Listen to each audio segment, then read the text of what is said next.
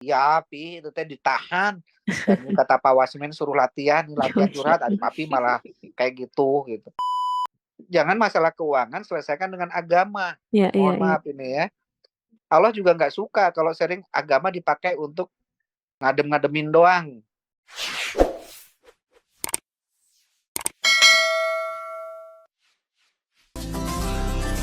Sesaat lagi Anda akan menyimak Bincang Psikologi Keluarga. Alhamdulillah Pak Wasmin dari Bandung kembali ada yang bergabung.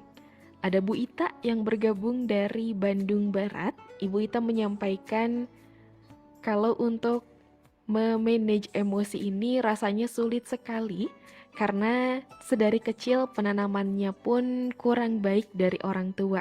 Segala tidak boleh dikeluarkan, segala harus dipendam.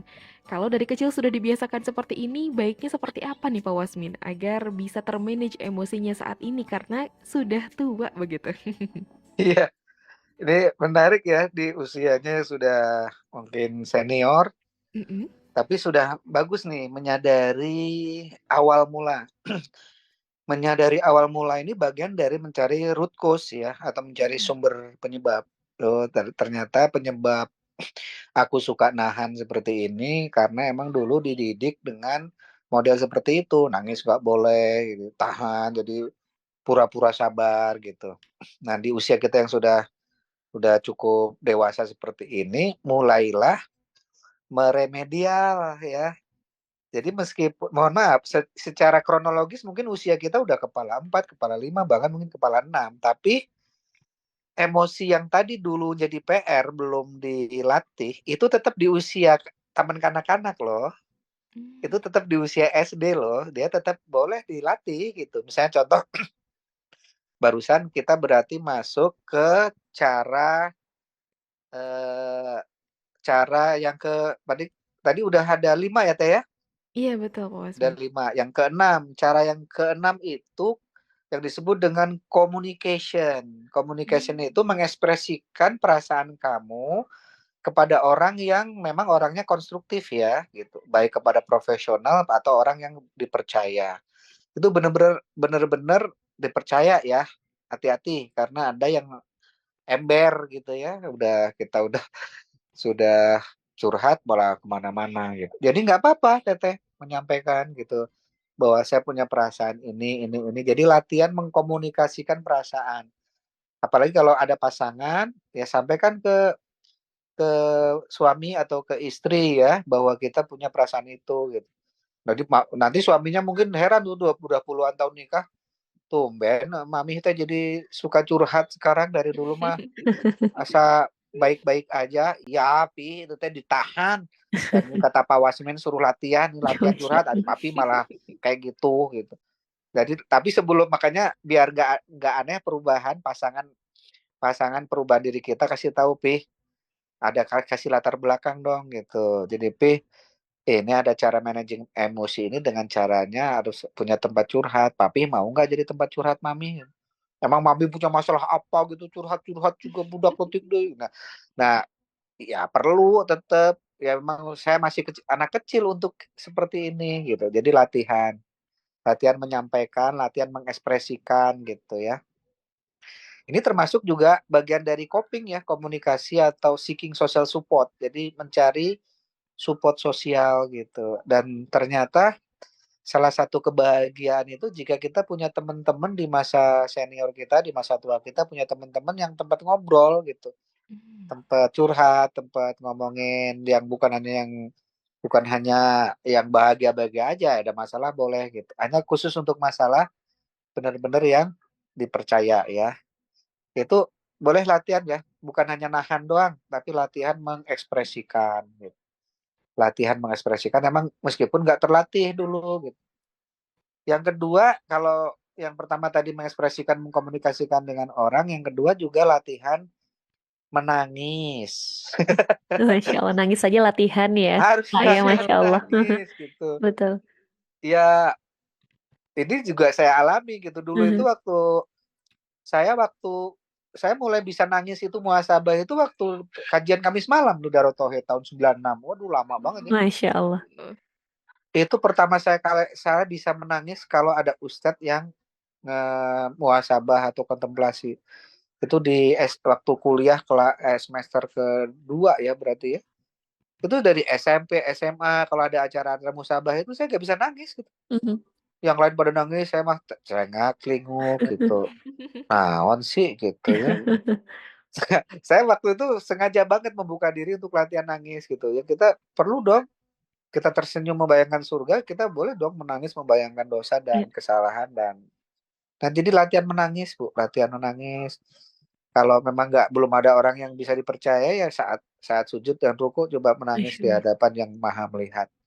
Allah nanti latihan nangis. Jadi emang latihan mengeluarkan air mata boleh itu. Yang ketiga latihan mengatakan tidak, berani mengatakan Oke. tidak gitu. Jangan nggak enakan gitu lah. Berhentilah dari orang yang tidak enakan. Ini ada untuk ini khusus untuk orang yang sering tidak enakan. Kalau orang yang tegaan jangan dengerin ini ya. Enggak aja semuanya nanti ya Pak ya. Oh, jadi khusus Anda yang selama ini didikte oleh lingkungan gara-gara nggak bisa mengatakan tidak. Berlatihlah mengatakan tidak. Itu bentuk komunikasi, bentuk mengekspresikan. Jangan ditahan aja. Udah jelas-jelas kita nggak mau, tapi nggak berani ngomong tidak gitu. Terima Hmm. aja, terima aja, terima terus. Lama-lama nanti bisa penyakit mah ini. Orang-orang yang biasa nahan sok-sok pura-pura kuat biasanya nanti larinya ke mah gitu. Seul nanti mah larinya ke GERD. GERD itu asam lambung naik ke arah ulu hati itu nanti sakit kepala, jangar istilah Sunda itu. Jangar gitu. Kalau istilah Malaysia pusing-pusing. Muter-muter itu bukan pusing. Jadi gitu, latihan harus dilatih meskipun kita udah dewasa kadang-kadang untuk sifat itu masih kayak anak-anak tuh. Perlu Hmm. diremedial lagi gitu. Begitu. Baik, Masya Allah. Masya Terima Allah. kasih Pak Wasmin untuk jawabannya. Sangat Masya Allah. terjawab sekali begitu ya, sahabat. Karena ini berkaitan dengan masa lalu yang tentunya tidak bisa kita ulang begitu ya. Dan menangis saja memang kita perlu latihan ya untuk orang-orang yang tidak terbiasa di rumahnya nangis, sahabat Nita, apalagi untuk laki-laki ada Hmm. tuntutan untuk harus kuat gitu ya. Iya, Jadi baik, penting Ya, betul. untuk belajar menangis, sahabat MQ. Masya Allah. Terima kasih sahabat Nahla dan juga Pak Wasmin untuk jawaban di pertanyaan dari Ibu Ita ini. Kemudian dari pertanyaan di Yogyakarta. Oke, kita coba lihat dari Yogyakarta ada satu pertanyaan. Barangkali ini sepertinya mirip dengan pertanyaan yang tadi, sahabat Nita dan juga Pak Wasmin. Tapi coba kita sampaikan dari sahabat Nia di Jetis, Yogyakarta. Bagaimana kalau kita sudah melatih diri untuk menahan emosi, untuk mengelola emosi, tapi bertemu sama orang yang emosian. Nah, itu seperti apa? Barangkali serupa ya, sahabat Nita, tapi mungkin bisa Pak Wasmin tegaskan lagi untuk sahabat MK di Yogyakarta. Kalau kita sudah latihan menahan emosi, ketemu Aha, orang emosian, ya iya, itu dianggap latihan level kedua gitu ya. Masya Allah. Iya, iya, Kalau iya. kita masih ke bawah berarti latihannya kurang gitu ya. Jadi Hmm. sama seperti kita lagi latihan tinju, latihan ini kena tinju, ya kita kan saya anggap aja itu jadi latihan. Jadi kalau kita masih kena, masih ke bawah berarti latihan lagi, nanti terjun lagi gitu. Termasuk tadi yang saya sampaikan ke anak yang tadi pinter tapi hampir drop out ya Mhm. gara-gara ada problem relasi sosial. Saya sampaikan ke dia bahwa fakta bahwa keberhasilan seseorang itu 80%-nya oleh kecerdasan emosi loh, bukan kecerdasan intelektual. Ya. Bagaimana kalau kita jadikan ini atau orang yang sulit dalam hidup kita itu kita jadikan latihan meningkatkan kecerdasan emosi gitu. Hmm. Jadi sama seperti pada marketer yang pemula-pemula itu ditolak itu bagian dari latihan. Ditolak, ketok pintu ditolak gitu. Nelpon di langsung ditutup. Itu jangan jangan baperan, itu dianggap sebagai bagian latihan emosi gitu.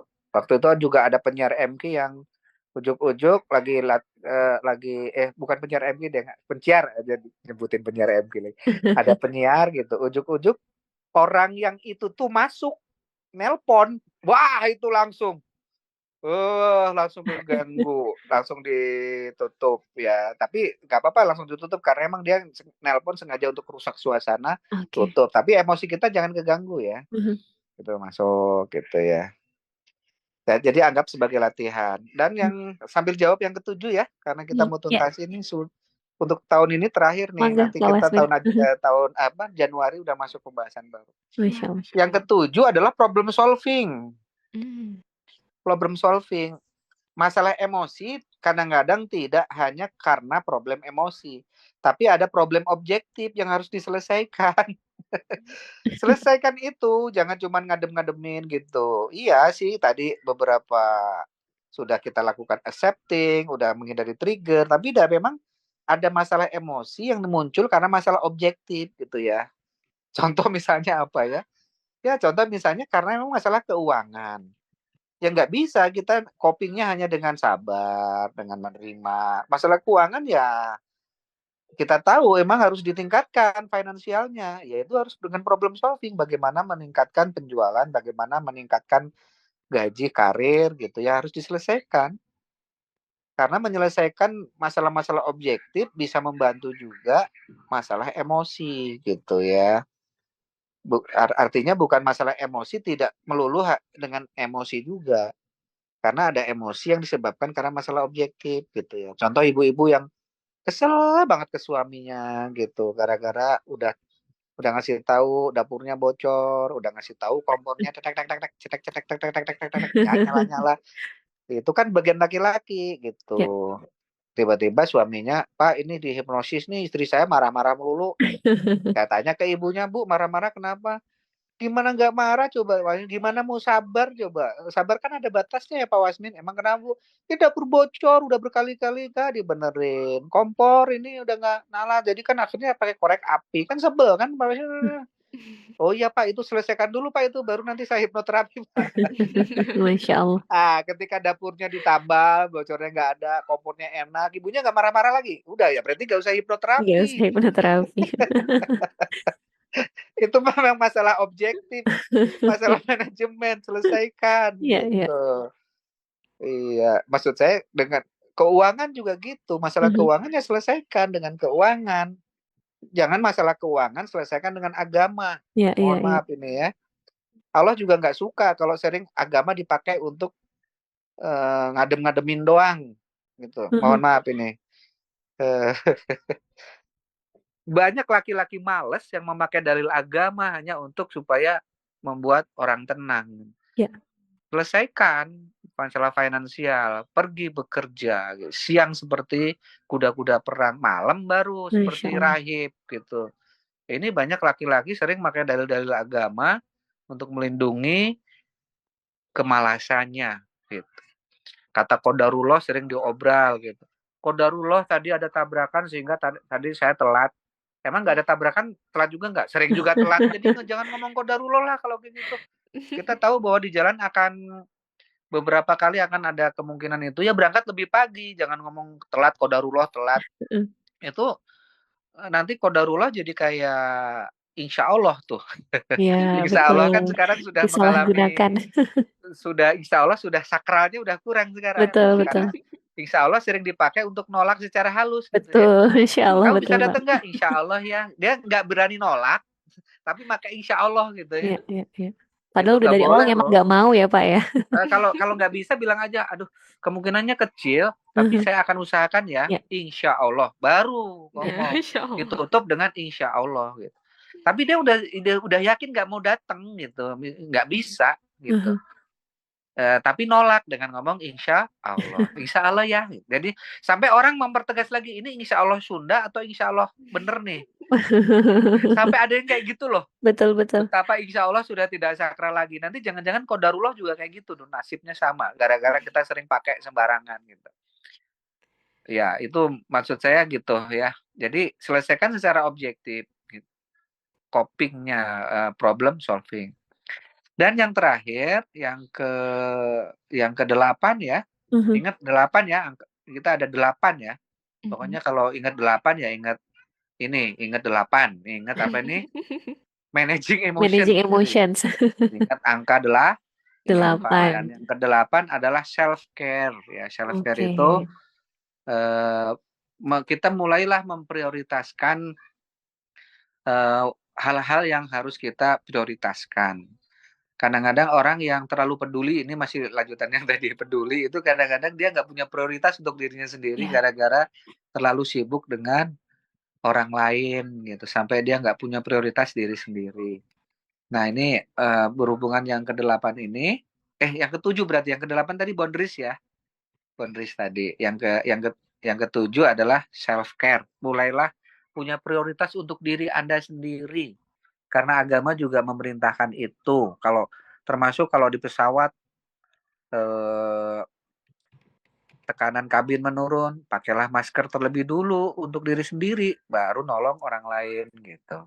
Dalam agama pun gitu, ku anfusakum wa ahlikum naro. Jagalah dirimu dulu, baru keluargamu gitu. Urutannya gitu. Jadi prioritaskan dulu diri, baru orang lain. Kita sering kali kebalik, sehingga nggak sustainable. Pertolongannya nggak sustainable gitu. Tapi kalau kita mapankan dulu pondasi-pondasi kuat terhadap diri, nanti kita bisa menolong lebih banyak orang daripada kalau kita nggak punya prioritas terhadap diri sendiri. Berani, termasuk tadi membatasi diri, berani menolak juga ajakan gitu. Udah jelas-jelas hari ini ada yang belum selesai gitu. Tiba-tiba teman ngajak, yuk ini yuk. Untuk kali ini kayaknya belum bisa gabung ya gitu. Itu berarti dia sudah mulai punya prioritas diri gitu. Nah, itu yang nanti larinya ke manajemen waktu, nanti larinya juga ke arah penyelesaian yang objektif. Ini pesan buat Anda yang sering terlalu peduli ke orang lain sehingga sampai nggak tahu apa yang harus dilakukan untuk diri sendiri, akhirnya emosinya terganggu sendiri. Bukan Anda yang selama ini egois, bukan ya. Yang selama ini egois sampai temennya sebel gitu ya. Anda mulailah latihan peduli gitu. Anda sudah cukup gitu. Sampai mohon maaf badannya juga udah sangat besar gitu, tapi kalau ada makanan tuh ya ampun, seperti mau bakal paceklik gitu ya, dikumpul-kumpulin. Mulailah kasihlah ke orang gitu, kita secara kalori udah cukup kebutuhan kalorinya, kita kasih-kasihin, jangan dibawa pulang terus gitu ya. Kadang-kadang dibawa pulang, memang di rumah nanti ada yang dimakan, akhirnya kan orang rumah juga udah pada gemuk-gemuk juga gitu ya. Ini nanti kalau dibawa pulang, juga di rumah juga sudah ada cukup, akhirnya kan harus dipaksa makan, akhirnya nanti overweight semua, obesitas gitu. Cobalah dikasihkan, kalau enggak nanti basi loh gitu. Nah itu latihan ya untuk yang terlalu maruk, yang selama ini egois, latihannya itu. Kebalikannya kalau yang selama ini terlalu peduli sampai enggak tahu prioritas buat diri sendiri, latihan untuk mulailah self care, itu yang ke-7 ya. Self care, mulailah perhatian pada diri sendiri, mulailah punya prioritas untuk diri sendiri, baru setelah kita mulai sehat, mulai kuat pondasinya, baru mulai latihan membantu orang lain gitu. Masya Allah. Insya Allah sudah lengkap hari ini ya sahabat Nita, managing emotion. Semoga nanti sahabat MQ yang lain juga dalam proses yang mudah untuk mengelola emosinya sahabat Nita. Amin amin ya Allah ya Rabbal Alamin. Perlu sekali untuk dilatih begitu ya sahabat Nahla dan juga Pak Wasmin. Kita doakan juga sahabat MQ dan juga kita bersama begitu ya Oh iya agar bisa betul. managing emotion ini. PR. Iya. Dan sahabat-sahabat yang dari kecil mau dilatih, dididik mengelola emosi, boleh tuh anak-anaknya di sekolahin di TK Anak Langit maupun SD Anak Langit. Oke. Ini sudah buka pendaftaran ya untuk teman-teman yang di daerah Bandung Timur. Kita ada di daerah Cileunyi ya. SD Anak Langit sudah mulai buka pendaftaran. Bisa hubungin ke nomor 0811-225-002. 0811-225-002 ya. Baik, Masya Allah. 0811-225-002 ya Pak Wasmin ya? Iya, yang sedang mencari SD, sekolah SD, TK, termasuk daycare. Mungkin dari luar Bandung Timur tapi kerjanya daerah sini, kalau mau nitipin anak juga bisa di Anak Langit. Masya Allah. Masya Allah. Terima kasih Pak Wasmin. Selamat kembali melanjutkan aktivitasnya. Assalamualaikum warahmatullahi wabarakatuh. Waalaikumsalam warahmatullahi wabarakatuh.